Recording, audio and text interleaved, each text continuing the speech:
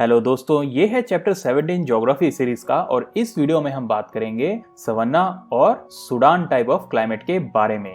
ये जो क्लाइमेट होता है ये एक ट्रांजिशनल या फिर बीच का क्लाइमेट होता है इक्वेटोरियल फॉरेस्ट और हॉट डेजर्ट्स के बीच का, क्योंकि जैसा आप अफ्रीका में यहाँ देख सकते हैं इसके राइट हैंड साइड में जो इलाका है वो है ट्रॉपिकल मरीन फॉरेस्ट और जो इसके ऊपर का इलाका आप देख रहे हैं ये है डेजर्ट्स। तो ये बीच का इलाका है। ये सबसे अच्छी तरह जो डेवलप होता है वो सूडान में होता है, इसलिए हम इसे सूडान टाइप ऑफ क्लाइमेट भी कहते हैं। पर इसका मतलब यही नहीं कि ये सिर्फ सूडान में ही पाया जाएगा। इस तरह का क्लाइमेट और भी कई जगहों पे पाया जाता है दुनिया भर में, जैसा कि आप इस मैप में देख सकते हैं। अफ्रीका के अलावा ये साउथ अमेरिका में, अगर नॉर्दर्न हेमिस्फीयर की बात करें वहां पे ऐसे ग्रासलैंड्स को हम कहते हैं लानोस और सदर्न हेमिस्फीयर में हम इसे कहते हैं कैंपोस। और ऑस्ट्रेलिया के अंदर जो हमने बात की थी कि नॉर्दर्न ऑस्ट्रेलिया में tropical monsoon type of climate पाया जाता है, उस इलाके से जस्ट नीचे हमें ये सवन्ना और सूडान टाइप ऑफ क्लाइमेट भी देखने को मिलता है। अब बात करते हैं यहाँ के क्लाइमेट के बारे में।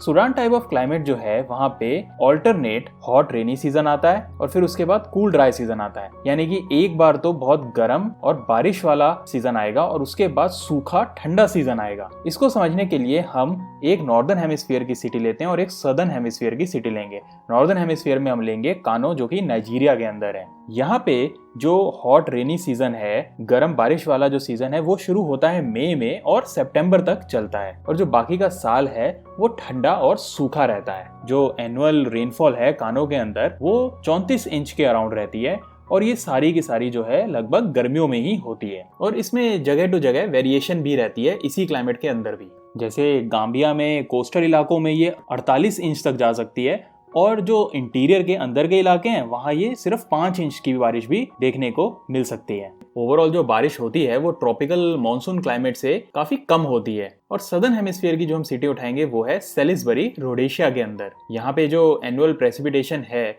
वो 32 इंच तक की बारिश होती है पूरे साल में और ये भी साल दर साल वेरी करती है। अब बात करते हैं टेम्परेचर की। जो मंथली टेम्परेचर है वो 21 डिग्री सेल्सियस से 32 डिग्री सेल्सियस तक वेरी करता है लो लैंड के इलाकों की अगर हम बात करें तो जो एनुअल टेम्परेचर रेंज है वो 11 डिग्री सेल्सियस के अराउंड होना टिपिकल है, कॉमन है। लेकिन जैसे आप इक्वेटर से दूर जाएंगे, ऊपर की ओर जाएंगे या नीचे की ओर जाएंगे तो ये रेंज बढ़ती चली जाती है। एक इंटरेस्टिंग बात ये है कि जो हाईएस्ट टेम्परेचर है वो तब नहीं होता जब सूरज की रोशनी जो है वो बिल्कुल डायरेक्ट पड़ रही हो, बल्कि ये तब होता है जब बारिश बस शुरू ही होने वाली हो। ऐसा इसलिए है क्योंकि जब बारिश का मौसम शुरू हो जाता है उसके बाद आसमान में बादल छाए रहते हैं तो सूरज की रोशनी जो है वैसे ही पहुंच नहीं पाती, तो टेम्परेचर थोड़ा सा गिर जाता है। दिन के समय जो है गर्मी बहुत ज्यादा होती है, 38 डिग्री सेल्सियस तक टेम्परेचर चला जाता है कई इलाकों में, और रात के समय अचानक टेम्परेचर गिर जाता है। आपको 10 डिग्री सेल्सियस का टेम्परेचर रात को देखने को मिल सकता है, जिसे हम नाइट फ्रॉस्ट भी कहते हैं। ये जो इतनी बड़ी डायगोनल रेंज ऑफ टेम्परेचर है, मैक्सिमम और मिनिमम के बीच का जो डिफरेंस है एक ही दिन के अंदर, कि सुबह इतना ज्यादा टेम्परेचर और रात को इतना कम टेम्परेचर, ये भी एक कैरेक्टरिस्टिक फीचर है सूडान टाइप ऑफ क्लाइमेट का।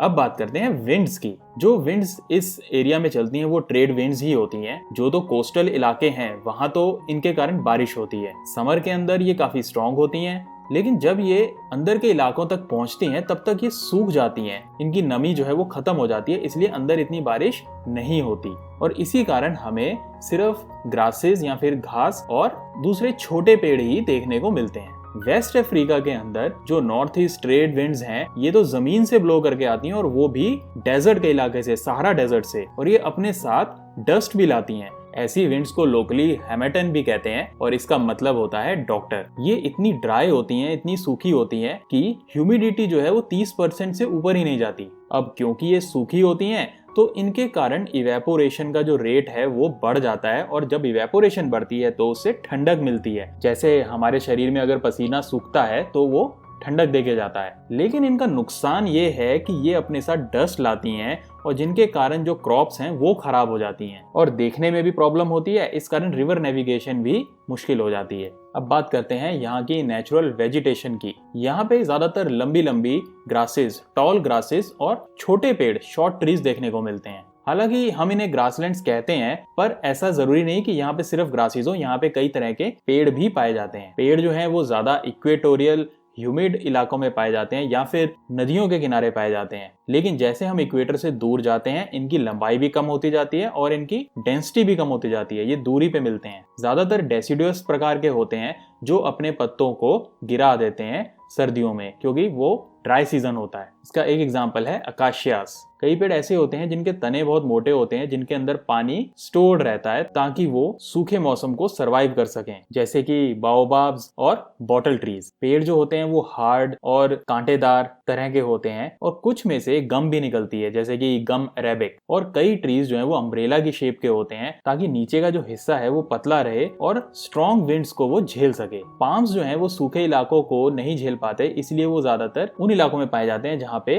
पानी की अवेलेबिलिटी थोड़ी ज्यादा हो, जैसे कि नदी के किनारे। जब रेनी सीजन आता है तब यहाँ की वेजिटेशन जो है वो फलती फूलती है और यहाँ की जो ग्रास होती है वो बहुत ही घनी और बहुत लंबी हो सकती है। एलिफेंट ग्रास तो 15 फीट तक की ऊंचाई छू लेती है। बारिश के मौसम में ये हरी भरी दिखती है और ड्राई सीजन में ये पीले रंग की मुरझाई हुई घास बन जाती है। जैसे हम डेजर्ट्स की ओर मूव करते हैं तो हमें कांटेदार झाड़ियां ज्यादा देखने को मिलती हैं। अब थोड़ी सी बात करते हैं यहाँ की एनिमल लाइफ की। जो अफ्रीका के सवाना इलाके हैं, यहाँ पे जानवर कई प्रकार के पाए जाते हैं। घास खाने वाले हर्बीवोरस जानवर भी पाए जाते हैं और फ्लैश खाने वाले कार्निवोरस जानवर भी पाए जाते हैं। घास खाने वाले जानवरों के एग्जाम्पल हैं zebra, antelope, giraffe, deer, gazelle, elephant वगैरह यहाँ पाए जाते हैं। और फ्लैश खाने वालों में lion, tiger, leopard, hyena, panther, jaguar, jackal, puma वगैरह यहाँ पाए जाते हैं। इसके अलावा यहाँ पे कई तरह के रेप्टाइल्स और मैमल्स और कीड़े मकोड़े भी देखने को मिलते हैं। यहाँ पे कई स्पीशीज पाई जाती हैं, बर्ड्स, स्नेक्स, बटरफ्लाईज, मॉथ्स और इंसेक्ट्स की। पर यहाँ पे जानवरों को बहुत ज्यादा मारा भी गया पिछले कई सालों में। उस कारण कई सारे जानवर जो हैं वो एंडेंजर्ड हो गए। अब इन्हें बचाने की काफी कोशिश की जा रही है और इसमें काफी सफलता भी मिल रही है। अब थोड़ी सी बात करते हैं यहाँ की ह्यूमन लाइफ की। यहाँ पे कई तरह की ट्राइब्स जो हैं वो पाई जाती हैं। कुछ कैटल पेस्टोरलिस्ट हैं या फिर पशुपालक हैं, जैसे कि मसाई हैं ईस्टर्न अफ्रीकन प्लेट्यू में, और कुछ कल्टीवेटर्स हैं जैसे कि हाउजा नॉर्दर्न नाइजीरिया में। इनके बारे में थोड़ा बहुत जान लेते हैं। पहले देखते हैं मसाई या फिर कैटल पेस्टोरलिस्ट या फिर पशुपालक। ये खानाबदोश ट्राइब है जो कि घूमती थी ईस्टर्न अफ्रीका के हाईलैंड्स में, जैसे कीनिया, तंजानिया और युगांडा में। एक टाइम पे मिड 19th सेंचुरी में इनकी पॉपुलेशन 50,000 के आसपास थी, पर अब इनकी पॉपुलेशन बहुत कम रह गई है। अब ये 15,000 स्क्वायर माइल का एरिया कीनिया और तंजानिया के अंदर वहीं पाए जाते हैं, क्योंकि जो इनकी जमीनें थी जिन्हें ये पशु को चराने के लिए यूज करते थे, वो पहले प्लांटेशंस वालों ने, व्हाइट सेटलर्स ने हथिया ली थी और फिर उसके बाद अफ्रीकन फार्मर्स के पास चली गई, तो इनके पास अब जमीन कम बची है। इस ट्राइब का ज्यादा इंटरेस्ट कैटल्स के अंदर होता है, जैसे गाय, भैंस वगैरह, और इसके अलावा ये शीप और गोट्स भी रखते हैं। जो कैटल ये ज्यादातर रखते हैं वो जेबू कैटल होती है, जिसके लंबे लंबे सींग होते हैं और कुब्बड़ भी होता है। ये अपने कैटल की बहुत रिस्पेक्ट करते हैं। ये इनको कभी भी खाने के लिए नहीं मारते और ना ही इन्हें बेचते हैं। ये उनका मीट तभी खाते हैं जब वो अपने आप नेचुरल डेथ से मर जाएं। ये उनको सिर्फ उनके मिल्क और ब्लड के लिए पालते हैं। ये एक सरप्राइजिंग बात है कि ये दूध के साथ उनका खून भी कंज्यूम करते हैं, लेकिन खून के लिए ये उन्हें मारते नहीं है, बल्कि खून निकालने का इनका एक अपना तरीका होता है। जिस मसाई परिवार के पास सबसे ज्यादा कैटल होती है उसे उतना ही अमीर माना जाता है इनकी सोसाइटी में। अब बात करते हैं हौजा की, जो कि एक सेटल्ड कल्टीवेटर्स हैं। ये खेती बाड़ी करते हैं। ये नॉर्दर्न नाइजीरिया के बाउची प्लेट्यू में पाए जाते हैं। इनकी जनसंख्या भी अच्छी खासी है। ये बाकी ट्राइब्स के मुकाबले काफी एडवांस हैं। ये शिफ्टिंग कल्टीवेशन प्रैक्टिस नहीं करते जैसे कि बाकी ट्राइब्स करती हैं, पर ये जमीन के हिस्से को कुछ सालों तक कल्टीवेशन के लिए यूज करते हैं और फिर जब उसकी फर्टिलिटी गिर जाती है तब ये उसको छोड़ देते हैं ताकि वो नेचुरली जो है अपनी फर्टिलिटी दोबारा पाले और फिर ये दोबारा उस पे कल्टीवेशन कर लेते हैं। तो ये अपनी क्रॉप्स को जो है अलग अलग जमीनों में रोटेट करते रहते हैं, जो कि एक एडवांस टेक्निक है एग्रीकल्चर की। ये भी डोमेस्टिकेटेड एनिमल्स रखते हैं, जानवर रखते हैं, कैटल, गोट्स वगैरह इनके पास होती हैं और ये मिल्क और मीट दोनों के लिए इनका यूज करते हैं। इसके अलावा ये पोल्ट्री भी रखते हैं और एग्स और चिकन भी कंज्यूम करते हैं। इनको बारिश की भी अच्छी समझ होती है। ये अप्रैल के अराउंड जो है सीड्स को सो कर देते हैं और फिर बारिश का सीजन आता है तो उनकी अच्छी ग्रोथ होती है क्रॉप्स की। कई बार ये आग जला के जो है जमीन को क्लियर कर देते हैं और कई बार आग नेचुरली भी लग जाती है हैमेटन के कारण, जो कि धूल भरी सूखी विंड्स होती हैं।